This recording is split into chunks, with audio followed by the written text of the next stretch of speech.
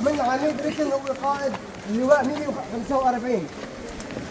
اسمه بعتقد محمد احمد عثمان. هي السيارات كلها انجابت وضربوا فيها المتظاهرين وضربوا فيها الجيش، واللي ضرب الجيش الاهالي بعينات.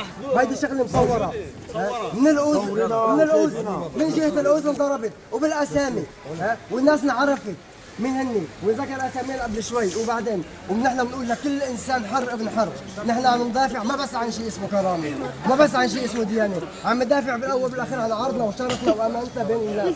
عن الدين اللي عندنا كمان. ما مريد نحن اساءه لغيرنا، بس بده يعتدي علينا رح يشوف شيء لسه ما شافه بحياته. واهالي بهلا الساعه عزل، ما في عندهم سلاح ولا شيء، عم بيقاصف ايديهم، عم بيسدوا مثل ما قال الرئيس حافظ اسد زمان، ونحن بنعشق الحريه، ونحن بندافع عن شيء اسمه كرامه. نحن عم نصد كمان القتل علينا، مره نسمح لاي شخص ان كان بالدوله، حتى اذا بكون الرئيس بذاته بده يقاوم علينا ما رح نقبل هالشيء، بدنا نقبل بشيء اسمه حق نعيش نحن وغيرنا، وهذا الشيء خليه يوصل للعالم كلياته، ما ينعرض بنص الشيء. الله محيي اصلك.